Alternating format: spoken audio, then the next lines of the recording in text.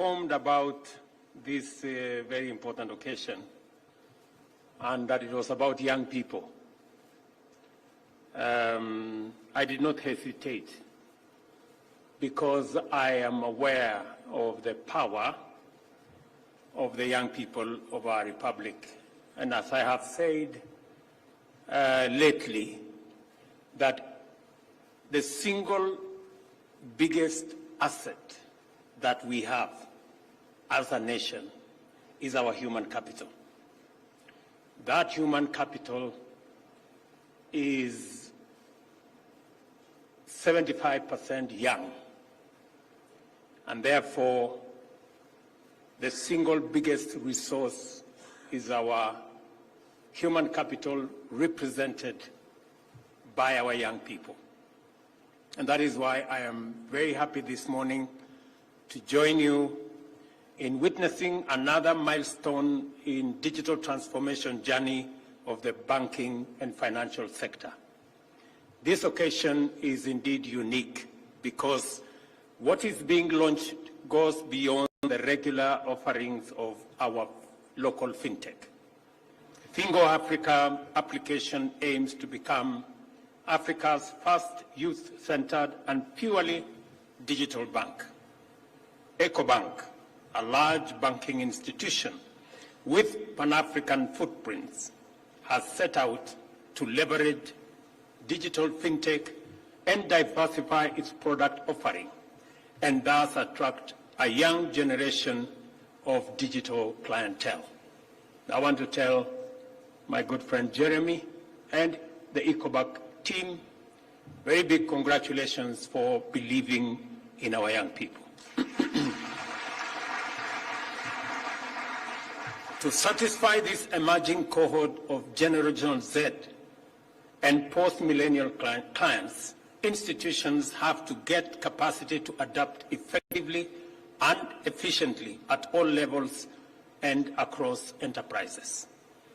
This calls for boldness and resolve to embrace pioneering technologies and transformative innovations.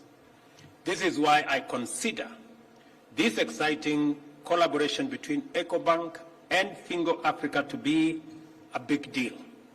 It brings together the most potent ideas in today's dynamic entrepreneurial universe: the youth, ICT, innovation, and fintech. That is one hell of a powerful collabo. And I want to congratulate Kiru, James, Ian, Gitari. Please stand up so that we can appreciate you.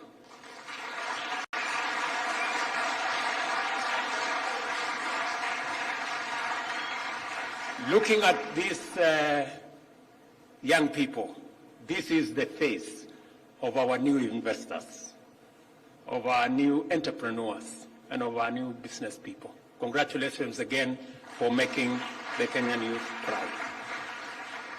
Tafadhali ketini. As you know, the government of Kenya is undertaking its youth-oriented employment creation commitments as well as ambitious digital economic agenda. Our entire bottom-up agenda for economic transformation is aimed at creating tens of millions of new jobs to absorb many young, skilled Kenyans who graduate from our tertiary institutions every year, and to radically enhance the productivity of our labor. We see these twin undertakings to comprise the most fundamental interventions necessary to stimulate sustained economic growth, increase incomes and wealth, and reduce inequality. I say this firmly because, as I told you earlier, it is our human capital. It is the young people of our nation. And that is why yesterday I launched a new funding mechanism for our higher education, both in our TVETs and in our universities. Because to sharpen our human capital, to equip our young people with what it takes to be productive, to be effective, is for us to have an education system that is accessible, that is of high quality, but also that is relevant. That because I consider human capital and our young people as the biggest asset that we have as a nation, it is important for government to deploy adequate resources to make sure that our young people get relevant, quality, accessible training and education. And that is the purpose of the program and the new funding model that I launched yesterday, that is going to not only increase the amount of money available for the training and teaching and education of our young people, but it is going to be predictable and it is going to be timely. Let me thank this collaboration between Ecobank and Fingo Africa. The job creation mandate that we have falls upon every pillar of our transformation agenda, with special focus on the digital superhighway and creative economy, the MSME transformation, agriculture and agro-industrial value chains, and the affordable housing program. We have an ambitious program, the digital superhighway and creative economy agenda, aimed at developing 100,000 kilometers of fiber optic infrastructure to connect learning institutions, government institutions, health facilities, even up to every ward in the Republic of Kenya. This initiative will facilitate the creation of 25,000 free public hotspots, 1,450 digital innovation hubs, and the connection of over 40,000 learning institutions across the country. We are rolling out this digital infrastructure because, as was said ably by my good brother there, technology is going to leapfrog our continent into the future. And to be able to make it possible for millions of young people to use technology, it is necessary for us to provide the infrastructure, the digital infrastructure, access to the internet that will make it easy and possible for millions of young people to access opportunity, to do business. It is very important for Kiru and his team that there is a robust infrastructure of digital infrastructure across the country for his business to make sense. And that is why we are deploying this one pillar of the bottom-up economic transformation agenda as a digital superhighway. I have seen the ministry is running with it. The whole of government is focused on it. And as you are all aware, we did undertake that we are going to move government to the digital space. 6 months ago, we had only 320 government services available in the digital space. Today, we have 3,000, and I am committed that by next month, I am informed by both the Ministry of ICT and the Ministry of Interior that we will have 5,000 services by 30th of May, and by the end of this year, all government services will be available online.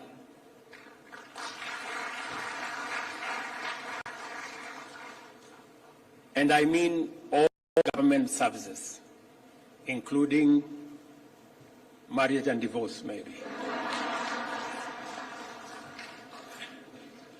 So that government can become much more efficient, government can become much more effective, government can become much more transparent, and government can become much more accountable.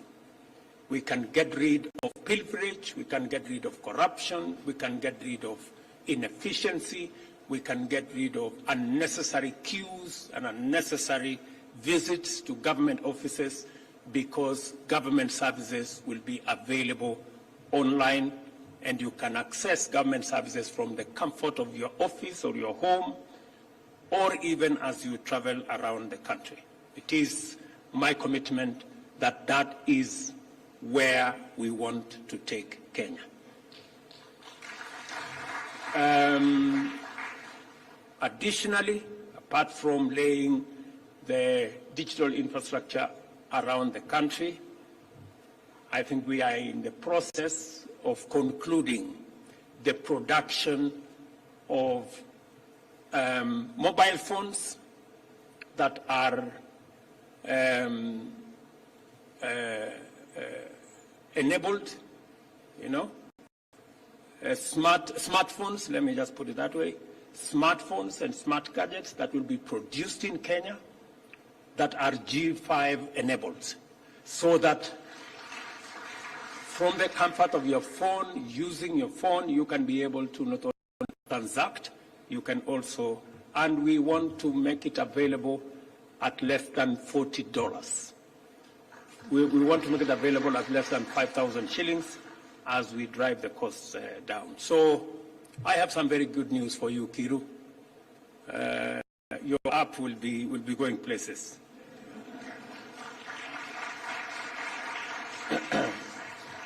I am very happy that you mentioned to us.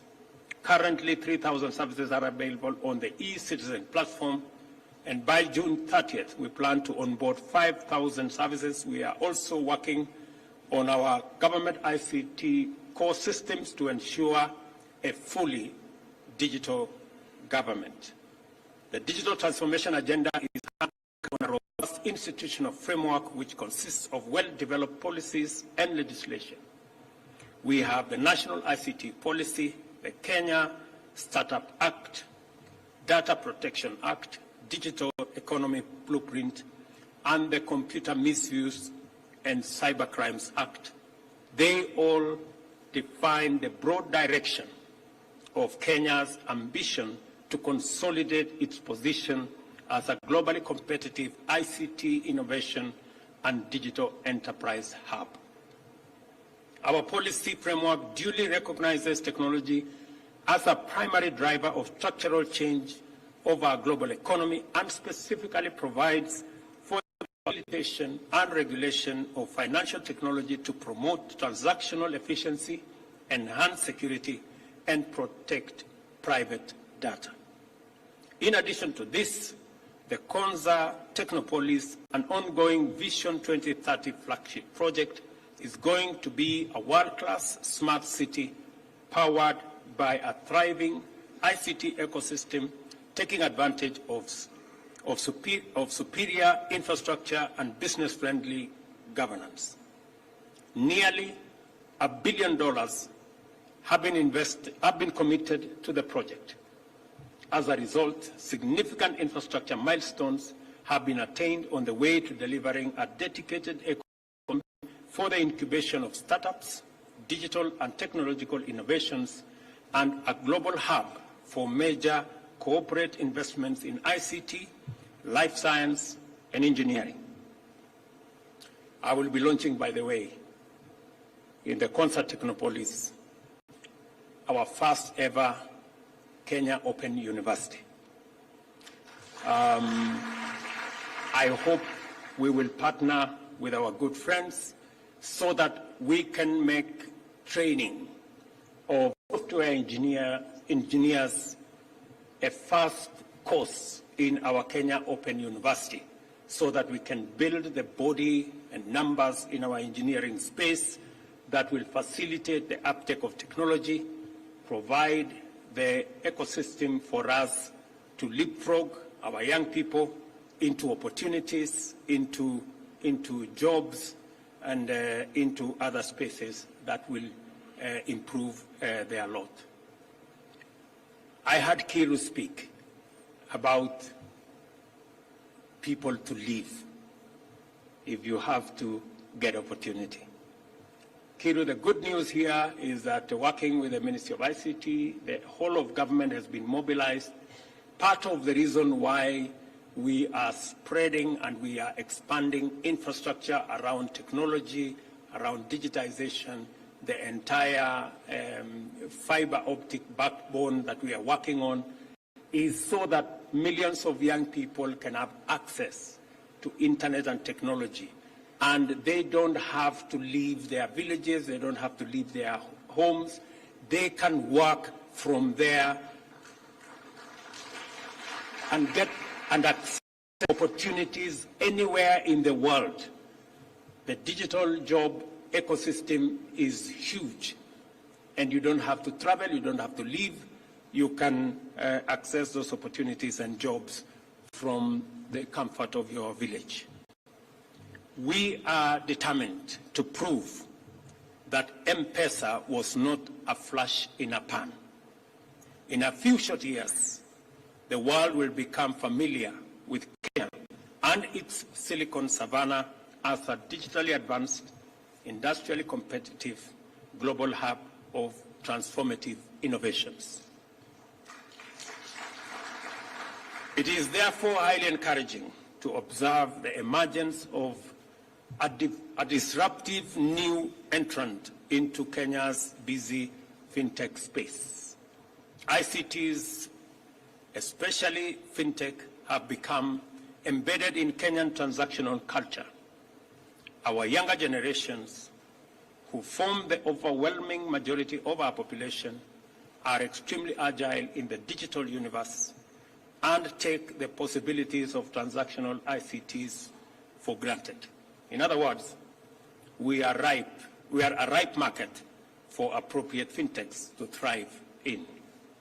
Although we are here to launch a digital banking application, this is also a story about our collective determination to define the future we wish to live in. The youth, the digital economy, and innovation are all terms that speak to the abundant possibilities that lie in the future and the urgent imperative to begin our quest now. And without a doubt, Fingo Africa has come to the right space, to the right place, and at the right time. I join other well-wishers in congratulating the founders of Fingo Africa on your fine accomplishment. I also welcome your entry into the Kenyan fintech market and wish you great success in exceeding the expectations of millions of young people who will be your customers. And really, really wish you, Kiru, and your team, Ian here, and Gitari and James, and your other collaborators, my very best as you show the direction to millions of our young people and provide the possibilities that exist in our nation by pointing the young people of our nation in the right direction.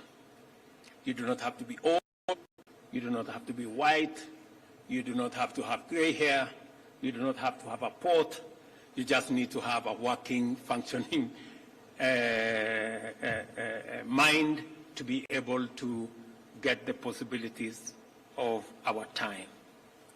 Congratulations to all of you. I have come here deliberately to stand with these young people so that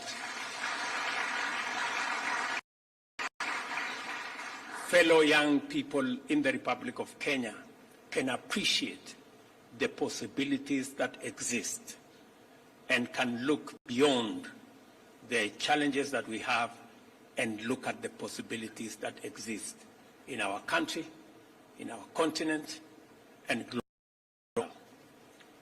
Congratulations again as I declare Fingo Africa officially launched. And I am told it should be Fingo Africa powered by EcoBank. So let me say one more thing, and speaking to the Pan-African nature of this collaboration between Fingo and EcoBank, that Kenya will be championing, because we already are, the consolidation of the African market within the framework of the Africa Continental Free Trade Area, because in that consolidation of that market exists great opportunity for our continent. And as we do that, we must also build the ecosystem that is going to support the coming together of the African people, of the African market, so that we can begin the journey to contribute our share in African trade, in Africa entrepreneurship, and also making it possible for the millions of young people in this continent. We are the youngest continent. We are the continent of the future. As was said here ably, by 2050, a quarter of the world's population will be living in this continent. And we need to work towards ensuring that the youngest continent with the most creative, innovative labor force provides opportunities for the future. And I have told the Ministry of Finance that Kenya will lead the way in supporting enterprises, medium and small entrepreneurs. Ensure that we also support the possibility and the current drive towards having a Pan-African payment system, so that we can be able to trade, we can be able to transact in the African continent irrespective of the currencies of every country. It should be possible for us to do business, to sell, trade with African countries without minding whether this is their currency or that is their currency. That is the possibility that the Pan-African payment system gives us, and Kenya will champion so that we can eliminate the roadblocks and the hurdles that our business people and our entrepreneurs undergo when they try to trade across boundaries.